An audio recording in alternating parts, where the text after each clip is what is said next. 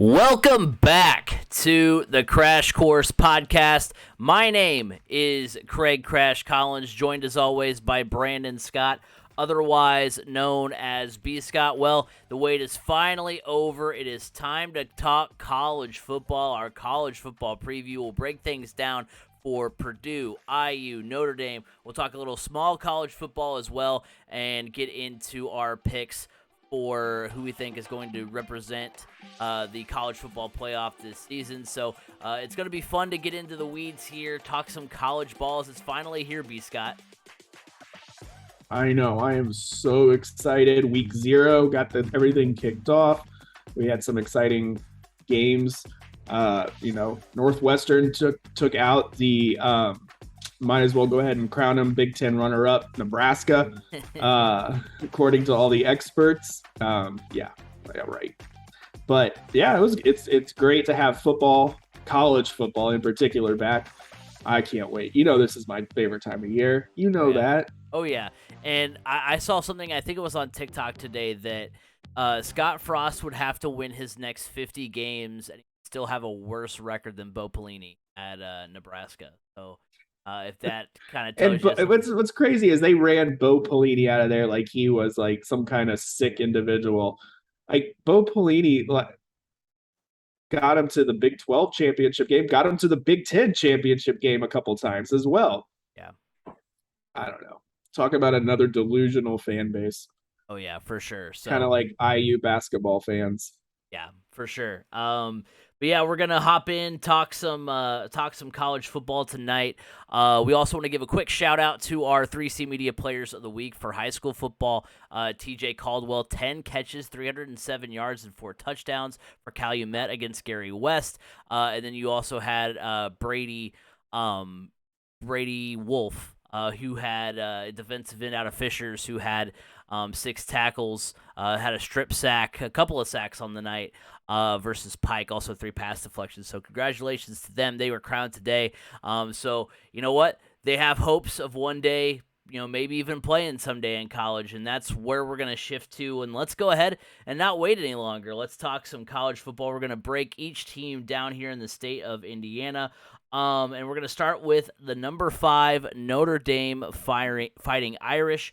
They were 11-2 last season. They lost to Oklahoma State in the Fiesta Bowl. It's Marcus Freeman's first full season as head coach after taking over for Brian Kelly before the bowl game last season. The Irish were 45th, the 45th ranked offense in terms of yards per game in the country, the 43rd ranked defense in terms of yards per game. As far as the notable departures, you have quarterback Jack Cohn leaving, running back Kyron Williams, safety Kyle Hamilton in the NFL, kicker John Doerr, and punter Jay Bramblett, all moving on from the organization there. So, and so you wonder who's left, who are some players to watch for the Notre Dame Fighting Irish, and that's what we'll do for each team here. We'll give a player to watch on offense and defense, look into the schedule, and give you where we think they're going to land record-wise. And so looking at the player to watch for me on offense for Notre Dame, I'm going to hop in and say it's going to be running back Chris Tyree, the junior. He had 700 yards and 5 touchdowns for his career so far with the Irish. He had 6 catches for 115 yards and including a 53-yard touchdown reception in the Fiesta Bowl against Oklahoma State. The Irish will be rolling out one or both of 2 sophomore quarterbacks in Tyler Buckner and Drew Pine. Drew Pine. Those 2 combined for 65 pass attempts, 500 yards, and 5 touchdowns last season in relief of Jack Cohn. You have a receiving core that's a little bit suspect to start the year. I mean, you have Avery Davis, their leading receiver amongst returnees, coming off of a torn ACL. He had 386 yards, 4 touchdowns in 8 games last season for Notre Dame. And, this is a Notre Dame Fighting Irish team that boasts a strong offensive line, a pair of sophomore quarterbacks, and uncertainty in the wide receiver room. And so I think a veteran running back like Tyree, who's efficient in the passing game, could prove to be a difference maker for the Irish. So I think, the fact that you're going to have 2 quarterbacks that, might be under pressure, won't be under pressure a lot because of that offensive line, but will be looking to maybe check down, quite a bit, or could potentially check down. You've got a reliable target in Tyree. Yeah, I'm looking at it a little bit different. you're working at a new quarterback this year at Notre Dame. Obviously, I mean, you're coming off of years with Ian Book and then Jack Cohn, the transfer. It was a transfer from Wisconsin. This year you're going to be breaking in somebody that doesn't have that game experience, and when you're breaking in a new quarterback, somebody that he just doesn't have the game experience like your past two quarterbacks did. One of their biggest targets and their biggest security blanket is the tight end. So I'm looking at Michael Mayer this year. I really feel like, with a new quarterback, the tight end is always that Mr. Reliable. And when you look at the history of Notre Dame and some of the positions that really stand out to you, tight end as of late has been one of those positions. Now, do I know that's what it's going to look like in the Marcus Freeman style offense? I don't know. Now, they still have Tommy Rees around. So they do have familiarity within the offensive system. So I do expect Michael Mayer to have a big season because, like I said, tight ends are always utilized very well. Almost they're utilized more so as receivers than blockers in the Notre Dame offense. And with breaking in a new quarterback, that tight end is going to become a major security blanket for him and always going to be that check down that he's going to go to in times of need. Yeah, for sure. I mean, and that's the familiarity that these guys all played last season together, the two quarterbacks and the tight ends, so that'll be a reliable target for them as well. Looking at the defensive side, I mean, that's Marcus Freeman's bread and butter is the defensive side of the football. And you mentioned Northwestern. One guy who left the Northwestern program is Brandon Joseph, the junior. He's a transfer coming to Notre Dame, and that's who I have as my defensive player to watch. He is a preseason first-team All-American. He was second on the Wildcats in solo tackles last season, first in interceptions. And Northwestern was a top 50 defense when it comes to passing yards per game last season. Notre Dame was a top 40 pass defense. They have a defensive-minded head coach and return solid playmakers like defensive end Isaiah Foskey in the front seven, so the secondary is a question mark. And even though, I mean, you look at it and Brandon Joseph has to, fill some big shoes in Kyle Hamilton. Yeah. I mean, some, jumbo-sized shoes. Let's not mix wires here. Brandon Joseph is not going to be the next Kyle Hamilton. No, Kyle Hamilton was a player on a different level. I mean, yeah, Brandon Joseph played in the Big Ten and, is good. He's good. He's really good, but he's not Kyle Hamilton. That's going to be a really tough one to replace. A lot of the teams we're going to talk about tonight they have players that are going to be really tough, or at least a couple of the teams we're talking about tonight have players that are going to be really tough to replace. And Kyle Hamilton's one of those players. Oh yeah, for sure. Now I think one thing that does help is you go from a very defensive-minded head coach in Pat Fitzgerald to a very defensive-minded head coach in Marcus Freeman. So you're going from one good defense to another, and I think that gives Joseph a real chance to thrive. And there's no reason, like you said, he's not going to be Kyle Hamilton, but no reason to think he can't be a big contributor on that defense and help that Notre Dame defense stay as one of the top 50, top 40 pass defenses in the nation. Right. And, this is one of those instances where you're like, this guy made the right decision in transferring going into this last year of eligibility, going from Northwestern, who was at the bottom of the Big Ten, who's probably going to be at the bottom of the Big Ten yet again, to now being on the big stage of Notre Dame, get his name out there a little bit more heading into this next offseason with the draft. So good move by Brandon Joseph. But for me, the player I'm looking at defensively, I love this kind of position that has evolved in college football. It is the hybrid linebacker position. Is he a safety? Is he a linebacker? No, he's kind of a hybrid. He's in between. He can drop back in coverage and create nightmares, but he can also come up into the box and stop the run, blitz off the edges, just kind of a do-it-all type player. And that is Jack Kaiser, former Indiana Mr. Football. Each year you've seen him grow within this Notre Dame system. And now that his defensive coordinator is head coach, I think you're going to start seeing him really take those next steps. And with a player like Kyle Hamilton being gone, that role of somebody stepping up and being that go-to playmaker on the defense is opening up. And that's a role that Jack Kaiser can really step into and be the leader of that entire defense this year. So I'm really looking for him to have a breakout season. Well, and they'll get thrown into the fire right away, because when you look at their schedule, they start out, excuse me, this weekend at number 2 Ohio State, and then the rest of September rounds out with the home games against Marshall, Cal, and then they go to UNC. In October, they host number 25 BYU. They also host Stanford and UNLV before going to Syracuse. In November, they have number 4 Clemson. They have Navy at home, Boston College at home, and at number 14 SC. So their over-under prediction for the year, according to DraftKings, is 8.5 wins. For me, I'm going to say the over. I know it's going to be an interesting year for Notre Dame, a lot of transition going on. I got wins over Marshall, Cal, UNC, Stanford, UNLV, Syracuse, Navy, and Boston College. I think they win all of those games. I think they do lose to Ohio State this Saturday, but I do feel like between BYU, Clemson, and USC, those are all toss-ups. They could win or lose any of those games, but I think they win one of them between all those three. So that puts them at 9-3 for me. I think this team, they're not going to be a college football playoff team. There's just too much going on for that. But I do think that they're going to have another solid year. Not maybe to their standards. I know they are usually in a New Year's Six bowl or a college football playoff almost every season, and they still may. I mean, there's no doubt that they could still get there, but I think they're going to trip up potentially against BYU, Clemson, and USC. Those are those coin flip games, and they're definitely losing to Ohio State. So 9-3 is where I've got the Irish. For me, I am definitely taking the over on Notre Dame's win total as well. For me, I see them.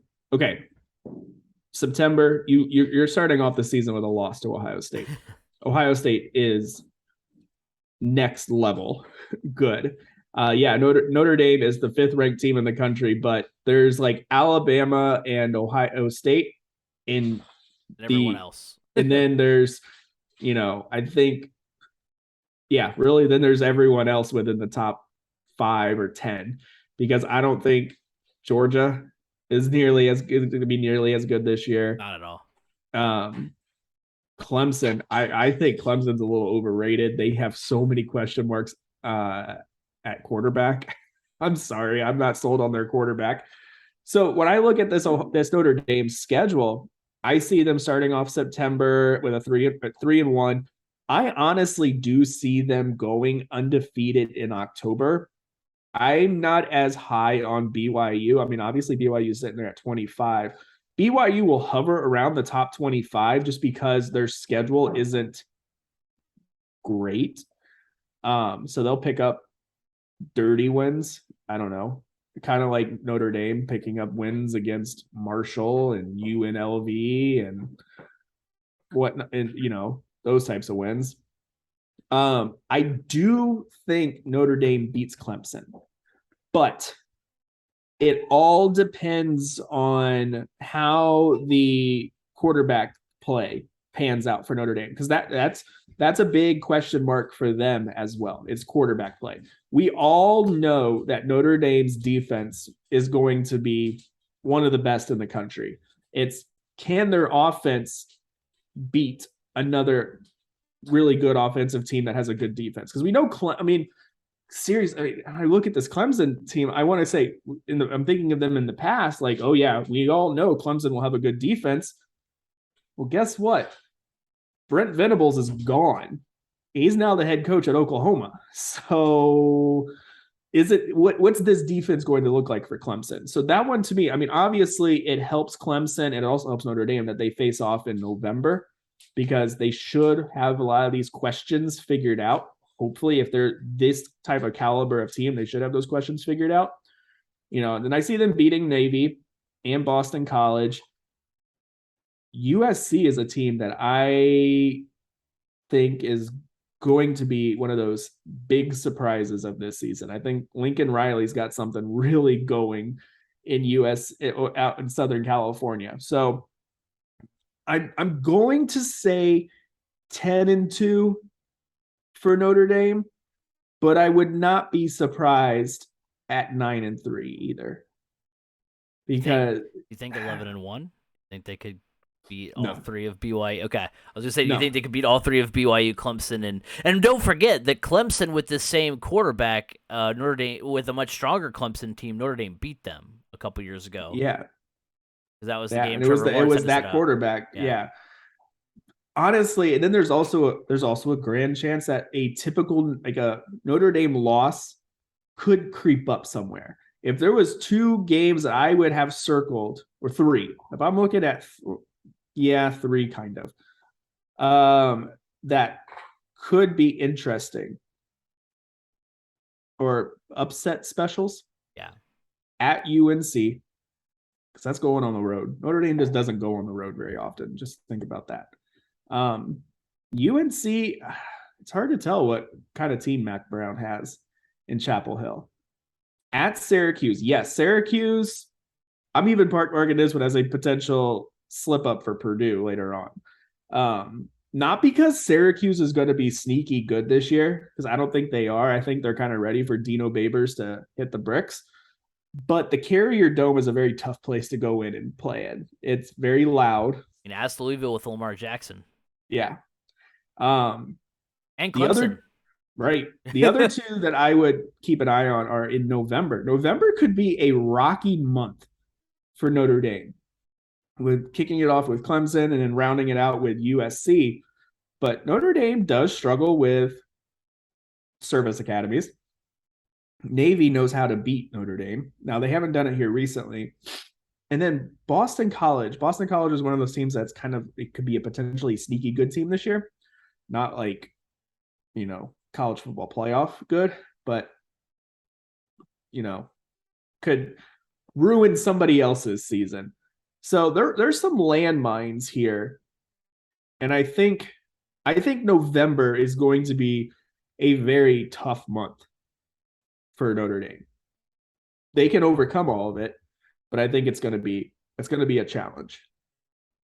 Well, let's now shift over to the Purdue Boilermakers in 2021. Oh boy, here we go. In 2021, they were 9-4. They were 6-3 in the Big Ten. They finished 1 game shy of Iowa in the Big Ten West, defeated Tennessee in the Music City Bowl. They were 33rd in the nation in total offense, 48th in the country in total defense. Some notable departures: wide receiver David Bell, defensive end George Karlaftis. They all take their talents to the NFL. Also, you've got DeMarcus Mitchell, both defensive ends, him and Karlaftis.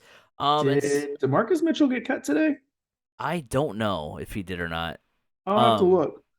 So, hopping in with our player to watch on the offensive side of the football, I'm going to actually go with wide receiver senior Brock Thompson. In a year where the Boilers return a lot of their offense from last season, you'll be looking for someone to step in for David Bell, which he's already had that opportunity. That happened in the Music City Bowl when David Bell was sitting out. Thompson had 7 catches for 217 yards and 2 touchdowns. Now, was that a specific design in the game plan, or will he be a focus in a post-Bell offense for Purdue? I'm not entirely sure. They also, also in that situation, Milton Wright, who was the leading receiver amongst returnees, sat out in the Music City Bowl as well. So you kind of do wonder, okay, was that, just kind of a perfect scenario for Thompson to really showcase his skills, or is he going to be somebody who can step up? Now, he did have surgery on both knees in the offseason. And shins. So, I mean, he was playing on essentially 2 broken legs, right, in the Music City Bowl, and broke the record for 237 receiving yards. Still went off. So, and that's the question: is his bowl game performance, was it an audition to be the new favorite target for Aiden O'Connell? Was it just kind of a fluky thing? We'll see, but I think Thompson's going to have a big year. Yeah, I agree. So DeMarcus Mitchell did make the Patriots 53-man roster. Go. Same thing with former Purdue running back Xander Horvath made the 53-man roster for the San Diego Chargers. So let's go. One of the players you didn't mention that as a key departure, notable departure, Milton Wright, who was an academic casualty. He was the number 2 wide receiver. Brock Thompson was technically number 3 or 4 last year and was the number 1 guy in the Music City Bowl. And I'll tell you what, I feel like that's a great pick for Brock Thompson. But for me, the player to watch on offense, I mean, obviously Aiden O'Connell is Right. Aiden O'Connell has the potential to be a Heisman finalist. If Purdue has that kind of year, he could be a New Yorker. Do I think he could win it? No, that's CJ Stroud all the way. But Aiden O'Connell has the potential to be put on a pedestal similar to Drew Brees exiting Purdue. Not, we're not, Drew Brees is on a different pedestal, but the pedestal he was on when he graduated from Purdue, Aiden O'Connell has that potential this year. But the player I'm really looking at is actually a transfer from Iowa. Purdue did land 2 Iowa wide receiver transfers. One of them, Tyrone Tracy, that's my player to watch. He's a guy that they're going to utilize both in the passing game and in the rushing game. The way they described it is he is going to be utilized essentially like Deebo Samuel is utilized by the San Francisco 49ers. Does a little bit of it all. So he's that kind of player. What's interesting is Tyrone Tracy transferred from Iowa and brought along teammate Charlie Jones, who just so happened to be the Big Ten return man of the year last year. So he's going to definitely energize that Purdue return game, which for so long was known for just fair catching, no matter what, because there just was, nothing to be done there. But kind of a fun fact, Tyrone Tracy played Pop Warner football in Indianapolis with several other Purdue players that most of them have all transferred in, including Brock Thompson. They all either went to Decatur Central or Ben Davis. Actually, just those 2 schools, including former IU corner and Indiana and quarterback from Ben Davis, Reese Taylor. He's going to be one of the starting corners at Purdue this year. And then Charlie Jones, who transferred from Iowa because he wants to have more, he wants to showcase his pass catching abilities. He actually played club football growing up with Aiden O'Connell. So that the offense could be really clicking this year. But I'm really looking at Tyrone Tracy just because he could really put a spark into the run game. You don't have Xander Horvath there anymore, so you're relying on King Doru. You're relying on a slim down and stronger Dylan Downing, and then Central Michigan transfer Kobe Lewis. So your running back room isn't as deep as it was last year, but with the addition of Tyrone Tracy, who I think, he's got the potential just to add some juice to the offense this year. And then Charlie Jones, apparently they are calling one of the best route runners on the entire team. And so the offense will be clicking. Let's just put it that way. But I'm really excited for that offense. I think it's going to perform very well with a very accurate quarterback like Aiden O'Connell. But yes, Brock Thompson, expect big things from him this year. He showed us what he's capable of doing on 2 broken legs. And now that he has a chance to be a focal point, which the thing is, there's going to be, if he's the focal point, it's going to open up things for other guys like Tyrone Tracy, like Charlie Jones, like Mershawn Rice, like TJ Sheffield. The list goes on. And then because those guys will start burning you, it's going to open things right back up for Brock Thompson. Now, over on the defensive side of the ball, I'm looking at defensive end Kydran Jenkins, the junior. The Boilermakers are looking for someone to step up on the edge of a pass defense that was 3rd in the Big Ten last season. And look no further than the man who led the team in sacks. You'd think, these 2, NFL caliber, they are in NFL caliber, they're in the NFL. Karlaftis and Mitchell haven't, you would think with those 2 guys, they would be the 2, the top 2 in sacks, but no, Kydran Jenkins That's not actually always the case. He had 5 sacks last season. Karlaftis and Mitchell both had 4.5. So I think they're going to be looking for someone to step up on that defensive line, and I think Jenkins will be the guy. Yeah, that's a really good pick. I'll tell you what, that defensive line, this year for Purdue, it's going to be one of its biggest strengths. I mean, they're looking at a defensive line that can go 3 deep. That's really impressive. Now they did take a big hit with DeMarge Lewis went down with a season-ending ankle injury, but just filling right in behind him is Penn State transfer Carmel grad Cole Brevard and DJ Washington. They're ready to step in there. Look out for true freshmen, actually 2 true freshmen. One of them, Nick Carraway. There's saying this guy he'll be on campus for 3 years before he jumps to the NFL. He's that good. So he could bring some pass rush. The player, though, I'm looking out at the most, I talked about this position with Notre Dame, and I'm talking about it again here with Purdue. It's that hybrid linebacker safety position, but Jalen Graham. Look, when you lose George Karlaftis, you're losing star power, and you're losing that big-time playmaker, or you're losing a guy that the offensive line and the blocking schemes really focused on. Well, everybody's like, well, who's going to be that guy that's going to step up this year for Purdue and be the focal point of opposing coaches' game plans? Well, that's going to be Jalen Graham. Jalen Graham, he came in as a safety, but his size and his athletic ability has transformed him into like that ideal hybrid player. He's going to be a guy that's going to drop back on passing downs. He's going to load up in the box on running downs. He's going to come in off of the edge on blitzes. I mean, this is going to be a guy that they say is never really going to come off the field. He's going to be an every down type player. And I think if Jalen Graham has the season like we all think he can have, like he's shown that he can have, that Purdue defense can really be good, because with his abilities and offenses having to worry about him, that's going to free up guys like Corey Trice, who's back from injury at corner. That's going to free up guys like Cam Allen, who is an absolute ball hawk in the secondary.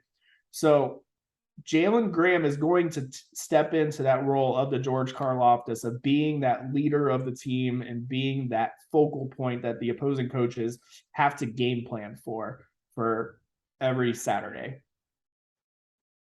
Now, Purdue gets ready to start their season on the 1st of September. They will take on the Penn State Nittany Lions. For the rest of September, they will have Indiana State, then they will go on the road to Syracuse before finishing up September against Florida Atlantic. Then the calendar shifts to October at Minnesota, at Maryland, at home against Nebraska, and then at number 18, Wisconsin. And then in November, it's going to be a home date with Iowa, at Illinois, Northwestern at home, and at IU for the Old Oaken Bucket. Now, the over-under for DraftKings is 7.5 wins, and man, they just keep nailing it. You lose 2 star players, but you're bringing back the second best quarterback in the Big Ten, who didn't even play a full season. Last year.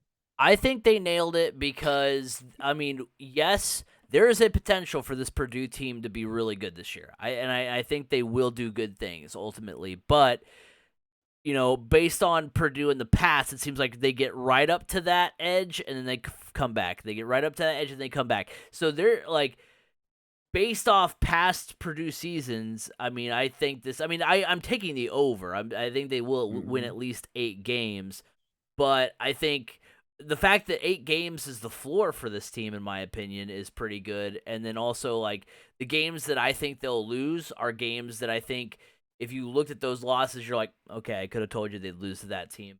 Because I do think, I mean, they're going to beat Indiana State. They're going to beat Syracuse. They're going to beat Florida Atlantic, Maryland, Wisconsin, Maryland, Nebraska, Illinois, and IU. Don't sleep on that Maryland game. That Maryland game could be tough. Well, and they go to Syracuse, too. We talked about how daunting that can be. The losses, I think, for sure, are Wisconsin and Minnesota. The Boilermakers have lost 4 straight against the Gophers. Also, Purdue hasn't beaten Northwestern at Ross-Ade since 2007, so I'll say that's a loss. I was a student at Purdue. That was my sophomore year at Purdue. To put it all into perspective. That was a long time ago. Ultimately, I think Purdue either beats Iowa or Penn State at home and ends up with an 8-4 season. So I mean, just like with any Purdue season, and really, I mean, you could say this about Notre Dame and Purdue in the sense that like they'll probably win one they shouldn't, they'll probably lose one or two that they shouldn't, and I think that's why the over under is 7.5. Like I said, I'd pump that over all day. Yeah. But I think 8 is the floor, and that's where I'm going. I'm going with the floor so they can exceed my expectations. Yeah. So I'm definitely taking the over as well, as long as the injury bug doesn't bite. But that's the case with anybody. Let's just be honest. I mean, even Notre Dame the bottom could fall 10, out. Yeah. I mean, I don't think 2-10. Well, they're too good like and too deep. if they had the right injury situation and all that stuff, right. That's what I'm saying. Yeah. So let's take injuries away from it, because that can just happen to just about anybody. But this is Purdue we're talking about here. And if there's any program, athletic department in the entire country that is bitten by the injury bug more often than not, that would be the Purdue Boilermakers. But I am going over. I think when you look at September, Indiana State, Syracuse, and Florida Atlantic, 3 wins. Easily. October, and I need to see Minnesota, because it's kind of like when you listen to the pundits, it's like them talking about Nebraska. I really want to know, but this Minnesota team is good. They were good last year, but Purdue got them at such a bad time last year. Purdue was just switching to Aiden O'Connell and played Minnesota in a monsoon. Oh my gosh, I have never been so wet in my entire life. When your eyelashes are dripping, that's just how you're just soaked. And Purdue still almost won that game. Yeah, which is unbelievable. So, and the last time Purdue did go to Minnesota, they won. Purdue won. Let's be honest. Yeah, I was gonna say that was that call. At the that end was of the the game, pass interference call, offensive pass interference call on Payne Durham. That was like, even like Scott Van Pelt let off. John Boy Media is known for baseball. They did a breakdown of that. That's like when they do Purdue games, and then the one like Ball State Hail Mary. Like those are the two things. I'm like, yeah, John Boy Media talked about us.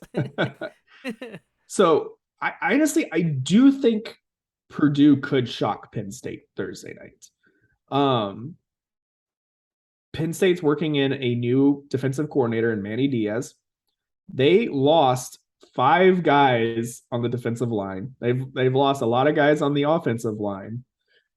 Sean Clifford, he's good, but he's had his ups and downs.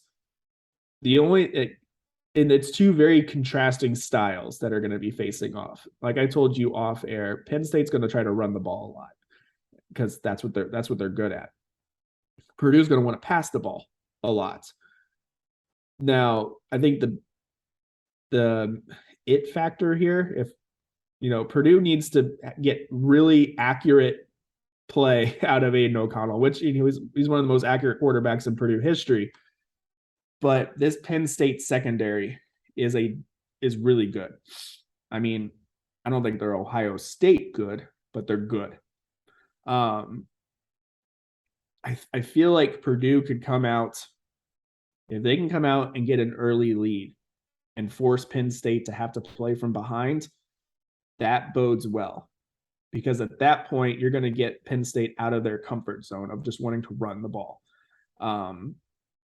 I think Purdue has the ability to stop the run this year for a change. They got some big dudes in the middle with Lawrence Johnson, Cole Brevard. That bodes really well. And then you have some thumpers at linebacker. You have a 7th-year guy who's been playing since Darrell Hazel coached at Purdue. Wow. Yeah. I'm going to butcher his name. Samisi Fakasieki.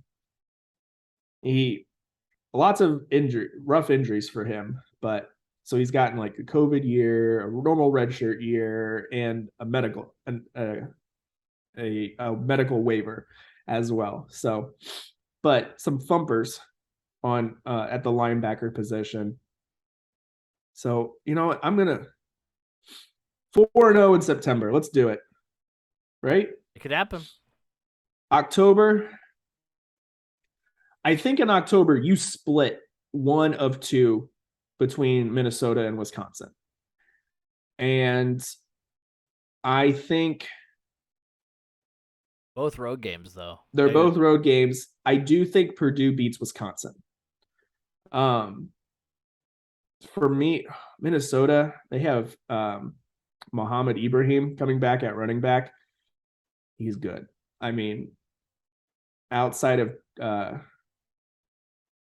Ohio State, I think that's the best running back in the entire conference. Before he got hurt last year, I mean, they were going toe-to-toe with Ohio State on opening night, so. Yeah. So I think Purdue splits one of two.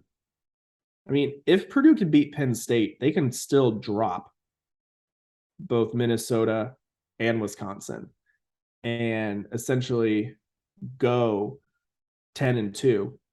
And what's funny is they can go 10-2 and still not make the Big Ten championship game. Can you believe that? How would that work? If you beat Minnesota and I guess if you beat Wisconsin. Yeah. If you beat everybody else, I mean, because Minnesota and Wisconsin have a tiebreaker over you. Yeah, true. But so I'm gonna say 10-2 on the season. I don't know.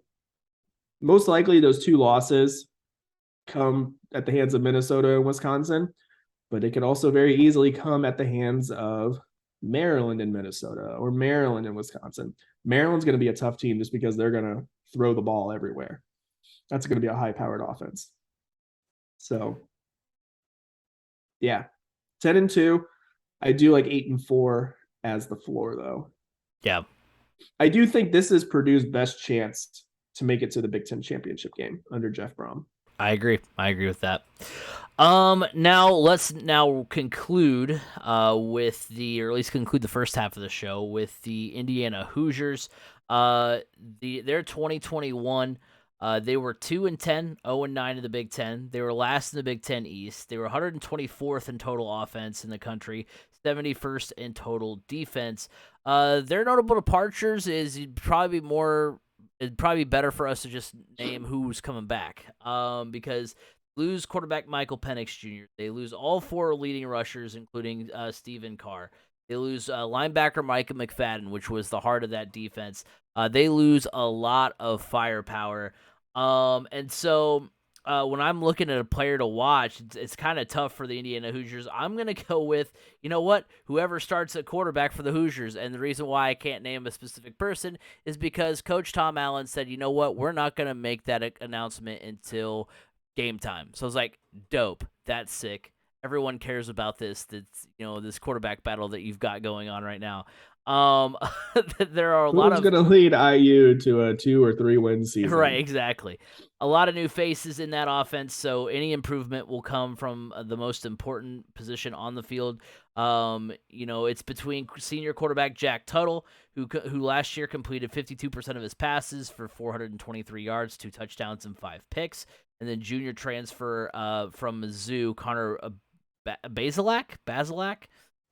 He completed 65% of his passes for 2,548 yards, 16 touchdowns, and 11 interceptions in 2021. If I'm putting on, my coach hat, which obviously I'm very far from that, I would say Bazelak is probably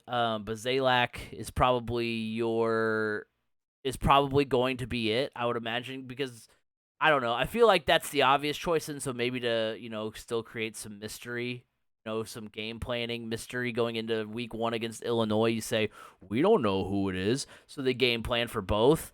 Because my guess is if it's this wide open, they haven't announced it yet, Connor Bazelak is not performing the way they had hoped.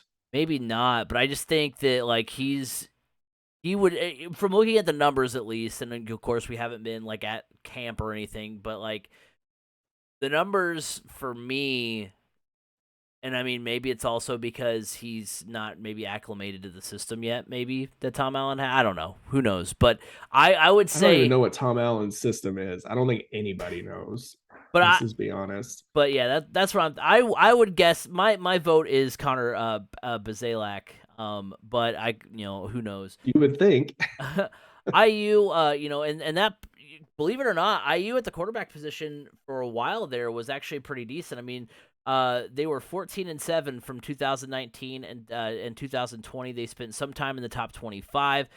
They were 4th in 2019 in QBR, 7th in 2020 in the Big Ten. And then they went 2-10 last year, one of the worst offenses in college football last season, and they were last in the conference in QBR. So a better season. Also, they had a lot of injuries at quarterback last year when they had to emergency start Donovan McCauley at quarterback went ahead of schedule. That was so bad. Donovan McCauley switched the wide receiver. He said, "Nope, never doing that again." But yeah, I do think a better 22 for IU starts under. Yeah, for me, the offensive player I'm looking at for IU. Well, look, first off, when the Big Ten Network guys go to your camp and one of them gets on his TikTok and he does breakdowns of all the teams that he's seen, and he comes out and says, IU fans, based on what I've seen, it's going to be a rough year.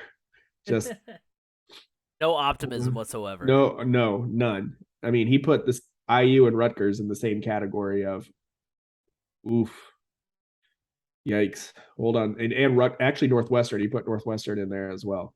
So for the fact that Northwestern's 1-0, but I'm looking at Donovan McCauley. I mean, this is a guy that he's an amazing athlete, former Indiana Mr. Football, was a quarterback out of high school, and had to be put in last year basically ahead of schedule. He's going to be a big target for them, and typically when you see these guys at IU that are bigger targets, they typically perform pretty well. We're looking at Ty Freifogel. Oh, I can't remember there's a couple from the past that have been pretty good targets that are tough guys to beat. So I'm looking at him to have a good season.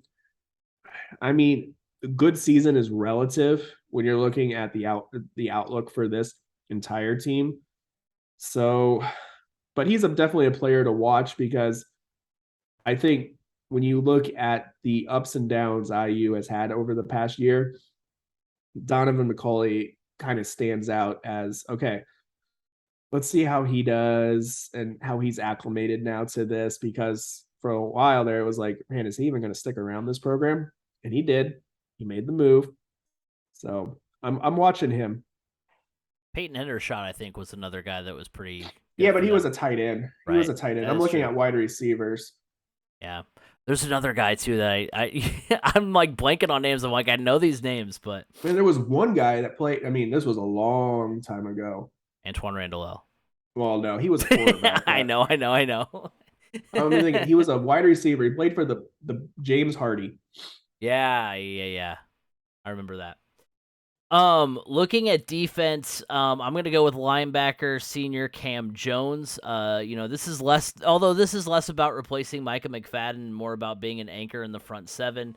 Let's see here. Like Google Docs was being weird on me. He's the leading tackler from the last season amongst returnees with 63. Third on the team last season. He also had a sack, 2 pass deflections, and a fumble recovery.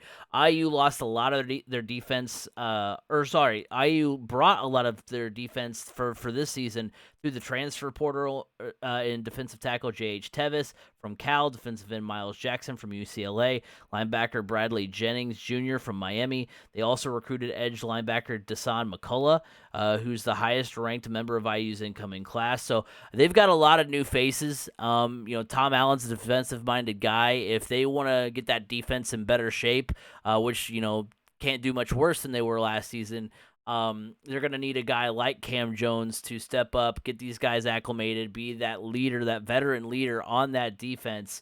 So he's not going to only have to produce as a defender, but he'll also have to produce as a leader. So that's why I'm looking at Cam Jones as far as defensive player to watch for them. So I'm looking at their secondary. Their best player on the entire team is cornerback Tyrone Mullen. He returns, and he's the best bet for somebody to be on the All Big Ten team, I feel like, for IU. I mean, he's legit talent. So I'm really looking for him to be that focal point on the IU defense this year.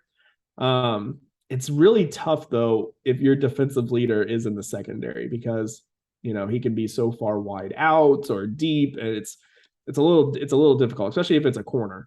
But I'm looking for him to have a good year because he will definitely be the guy on every team's number one target.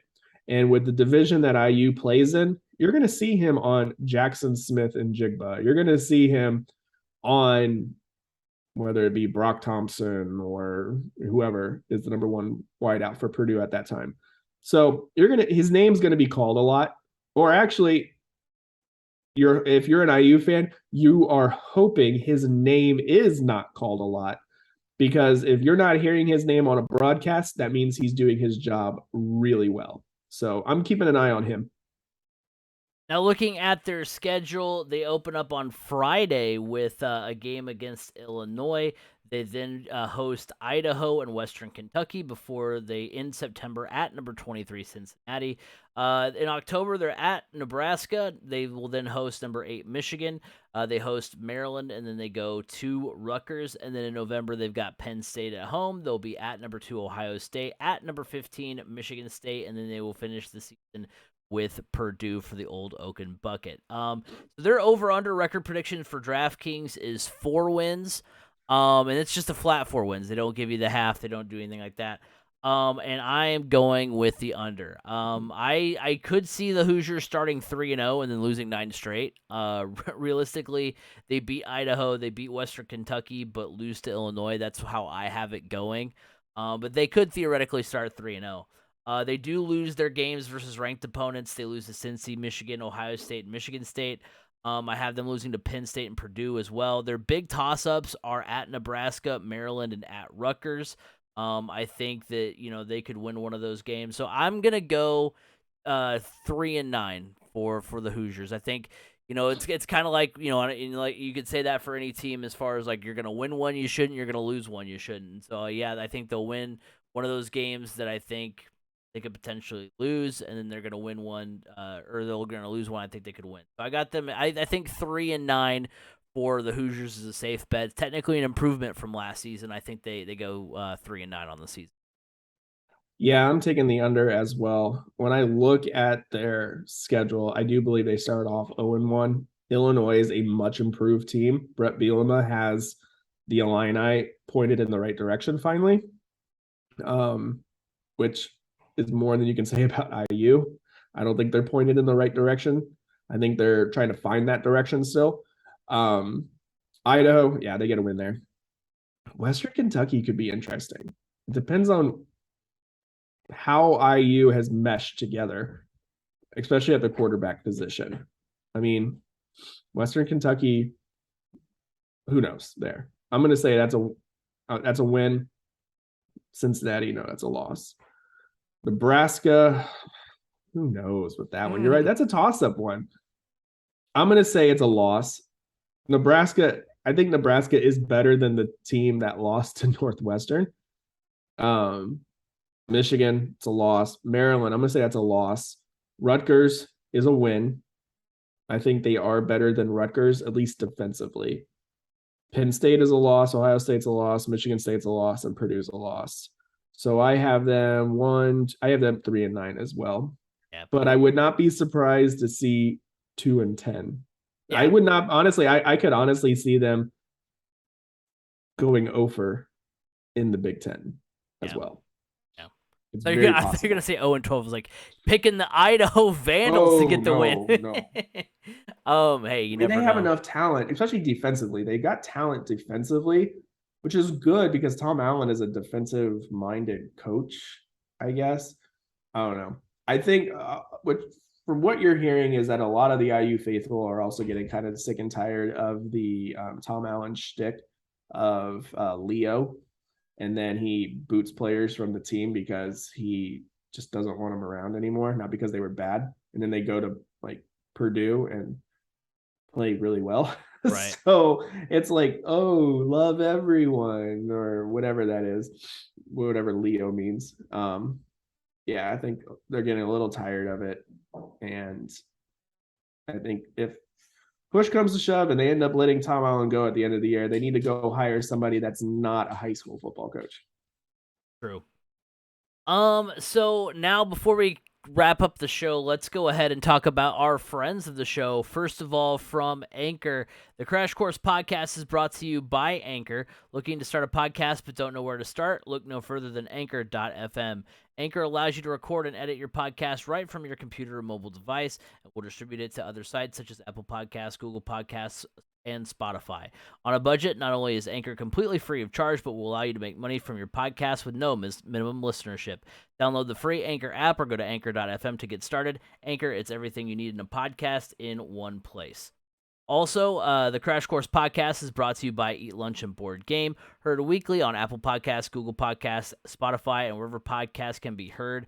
Board games build bridges. So we're gonna do something a little unique here for when we talk about small college football. We're going to do a 3-round small college football draft. And the caveat is you have to select a D1 school, which there are still some remaining. You know, we already talked about IU, Notre Dame, and Purdue. But you have the options are Ball State from the MAC. Then you've got you have FCS Butler, Indiana State, and Valpo. You have to pick one Division II/Division III team. So you've got UIndy in D2.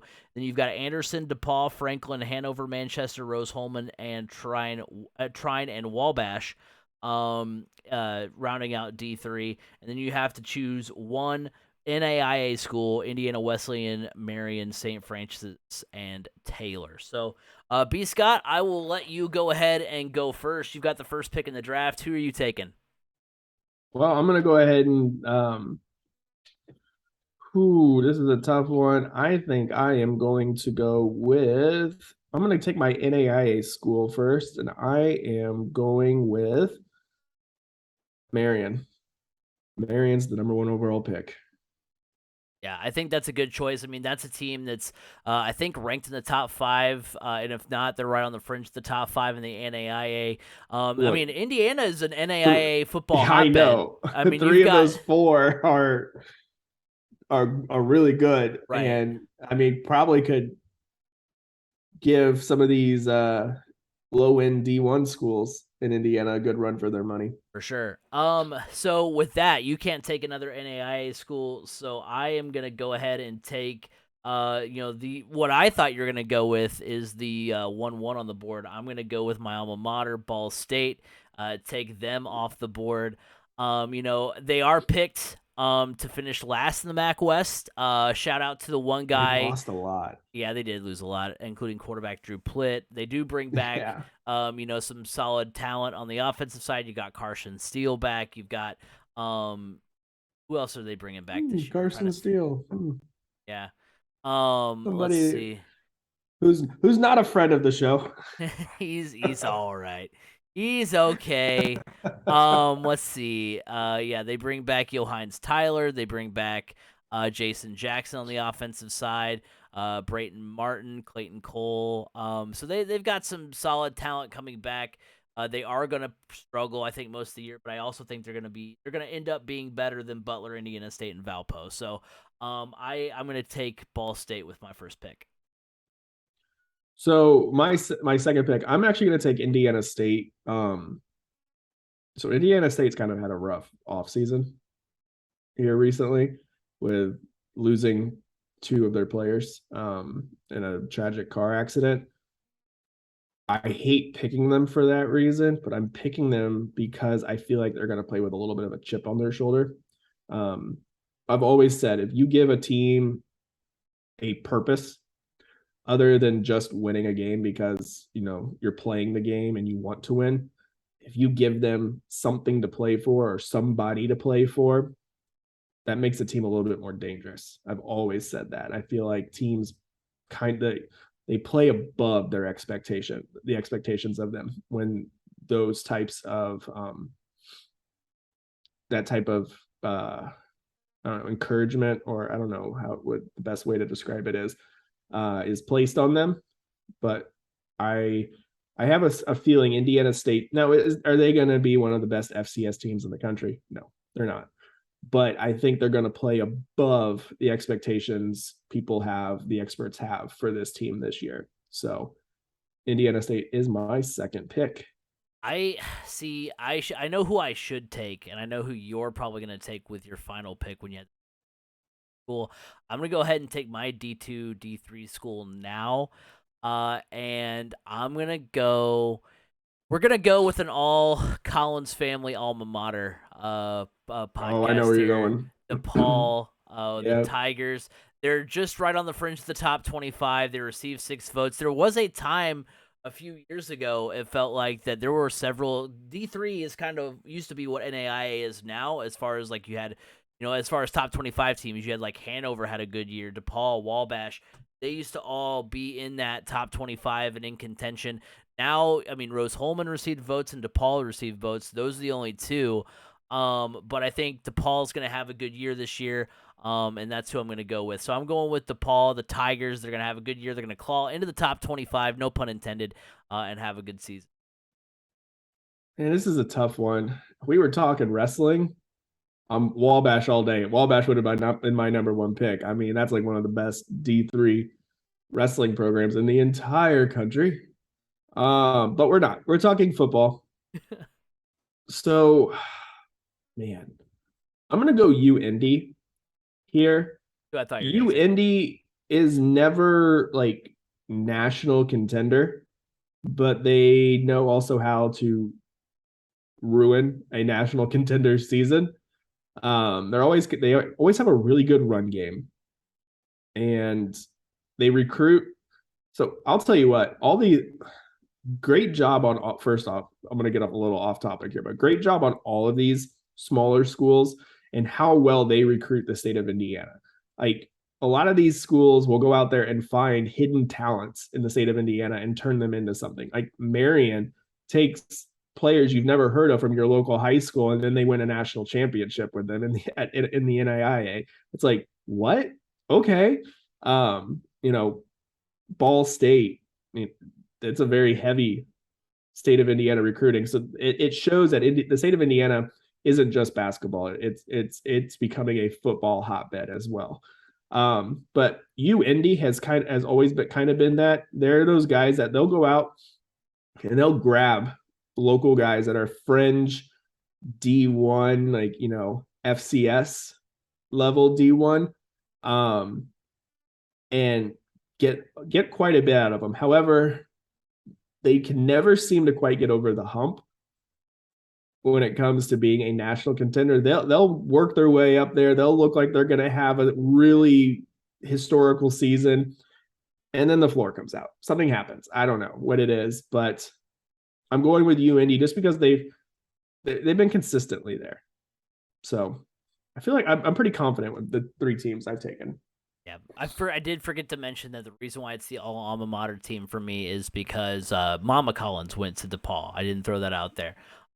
So my final pick, I almost picked them with my second pick just because they deserve to be higher in the draft than the last pick. They're Mr. Irrelevant technically, but they definitely, it's like Ryan Suckup being Mr. Irrelevant. They're gonna carve out a solid, career in the league. I'm gonna go with Indiana Wesleyan. They're kind of my darlings from last season, and I mean they're coming into the year ranked 17th. I mean, people forget this is a team that's in the program's in its infancy, and to go out and I'm still enamored with the fact that they went out and beat a team like Valpo. I know Valpo's not good, like they're not a great FCS team, but it's still D1 talent going against NAIA talent. Like you think about that, it'd be like if Marion went in and beat Ball State. Like that seems crazy, but that's literally pretty much what happened when Indiana Wesleyan went and beat Valpo last year. So, they were 7-3 last year. I think they're primed to have another good year. Like I said, for whatever reason, Indiana is a NAIA hotbed of talent for football, and so I think they're gonna have a good year. So I'm wrapping it up with Indiana Wesleyan. Quick question, trivia. Valpo, what is their mascot? The Beacons, because I always forget, because they should be the Crusaders. Be the Crusaders. I'm not entirely sure why that changed. I feel like that is a step backwards. Not politically correct. Oh, is it not? because Crusaders, you go way back to the medieval times in the Crusades. They were, yeah, they went through the Middle East, and but yeah, because their mascot was a knight, like a crusader, but the Beacons, their mascot now is a lighthouse. It's That's bad, an L. That's an not L good. for sure. I mean, Yeah, look, I get wanting to change the name, but you gotta come up with a better name than that. yeah, I mean, I get it pays homage to part. It's the equivalent of, hey, Cleveland, we're gonna be the Guardians now because of the Guardian, like whatever mural or statue they have on their bridge. It's like, come on, we could have come yeah. up with something better. But Valpo, what does the Beacons have to do with I think Valparaiso? it's something like it is a lighthouse, but I think there's like a meaning behind the lighthouse. It's not just like, oh, you know what I really love? Well, I think Lighthouses. their background is they are a Christian-based I university, think so. Yeah, yeah. I think there so is a meaning behind it. It's not just, hey, lighthouses are dope. That's our mascot now. yeah, I don't know. Yeah. It Yeah. fits along with their football team. Let's just put it that I way. guess so. So we're gonna finish out the podcast by or I guess just to recap the draft. I took Ball State, DePaul, and IWU, Indiana Wesleyan. I have a bug in my room if you haven't told if you can't tell by my flailing Too here. good. I've got flies flying around here. They're aggressive. Oh no. And then B Scott, you took Marion, you took Indiana State, and you took UN. So and looking, from And what's one. funny, St. Francis is still on the board. That's true. That is, I St. think Francis is going to be one of those teams that gets picked up on the waiver right. wire pretty quickly. We're gonna do at some point. We're gonna do like a mid-season, ad drop. And I think that team's gonna be a good ad. But that means you have to drop either Marion or IWU. You have to at all times have Oh one yeah, from that's each three. true. So I mean, they may be tricky. But Yeah. we're, we're gonna wrap things up with our college football playoff prediction. Um, who are going to be the four teams playing it out for a national championship? Where is the national championship this year? Is it in? I want to say it's in New Orleans, but I think Atlanta. Atlanta. Okay, yeah, I think you're right. I think it's So a repeat. for me, I'm gonna go. First team I've got in there is Alabama. Bryce Young's back once again. They've got a ton of talent as always. Bama's only missed one college football playoff since it became the postseason format in 2014-15, so that's pretty easy. Ohio State's going to be there as well. They have Heisman finalist C.J. Stroud. He's likely to return to New York again. They bring back Travion Henderson and Jackson Smith-Njigba. They highlight a potent offense. The defense is always on point. The Buckeyes and Bama are my two picks that I'm most confident in. But then from there, I think anyone else in those other two spots is going to be tough. It's kind of, you could make a case for or against all these teams that come up after them. I mean, you've got number 3 Georgia. They lost a lot from that title roster. The SEC East should be better. I think they'll have 2 losses, Bam in the SEC title game, and then one between Oregon, Kentucky, and Tennessee. I mean, technically, I think there could Two be. losses could still get them in. That is true, especially if one of them SEC bias. especially if one of those two is to Alabama in the championship game. That's literally what happened last year. Although I mean they're a lot better, and that was their one loss. Then you've got number 4, number 5, Clemson. They play each other towards the end of the year, so I think that will eliminate one of them. We'll find out this season if Clemson still belongs in the convo with Bama and Ohio State, or if they just got a great draw of back-to-back franchise quarterbacks in a weak ACC, because that's what it's. I mean, I know it's only been a couple of seasons, but that's kind of what it's looked like. So we'll see what happens there. You've got number 6 Texas A&M. Every year we hear about how good Texas A&M is, and how they're going to be a playoff team, and they always fall short. They go to Tuscaloosa to play Alabama on top of a tough SEC West schedule. They play a couple of top 20 teams early in Miami and Arkansas. I'll believe in the Aggies when they actually do it. Then you have then comes number 7 Utah, number 7 Utah, number 8 Michigan, number 9 Oklahoma, and number 10 Baylor. I'm going to go with Oklahoma. I really want to go with Michigan, but I'm going to go Oklahoma here. They and Michigan have the best chance, in my opinion, to go 11-1. So when it comes down to is I think Oklahoma will win the Big 12, and obviously Michigan will not win the Big 10. Although I do think if Ohio State is dominant enough and Michigan can hang, the Wolverines would have a puncher's chance with their only loss being to Ohio State. But obviously, there's a lot of question marks with the Sooners, Brent Venables. But Brent Venables is an Oklahoma guy. He was with Clemson through their title runs. The program is in good hands. I think they go back to the college football playoff. That's another team that's kind of one of the regulars in there. So you can't have two newcomers in one year. You have to have at least three regulars that are in there. So I've got Oklahoma in there. Then my kind of off the cuff pick. Of the last 5 college football playoffs, 3 have featured a team ranked outside the top 10 in the preseason. Number 2017, in 2017 you had number 15 Georgia. In 2018 you had number 12 Notre Dame. I didn't realize Michigan wasn't ranked last year. Yeah, at the start of the year. That's wild. Because I remember I read this stat last year that I think when we did our nationwide preview, it was like, okay, we're only going to look at the top 19 teams, and because I was like, oh, no team has come out from outside the top 19, so that's pretty wild that they were unranked. I forgot all about that. The team I'm going with this season is number 15 USC. The Trojans had a huge glow up this offseason. They hired Lincoln Riley as head coach, who brought over quarterback Caleb Williams and wide receiver Mario Williams. They also add wide receiver Jordan Addison, who won the Biletnikoff Award. He's from Pitt. So they've got a lot of good talent offensively, and a lot of the experts have the Trojans having a good year. ESPN has them losing to Utah twice, and so I don't think that's out of the question to think that they can beat Utah. And if it comes to the Pac-12 championship game, I think that could be a good springboard for them to up in the college football playoff. And even with one loss, a Pac-12 champ, USC with Lincoln Riley at the helm might just be too hard for the committee to pass up. So I think USC is going to be my 4th team in. So I've got Bama, Ohio State, Oklahoma, USC. So Bama and Ohio State in no particular order. I could see that one flip-flopping at some point. I don't know. But I could see both of those teams ending up in the playoff, undefeated, everything. 3 and 4, you're right. It's tough. I'm going different. I mean, okay, I will say one of my 4 is USC.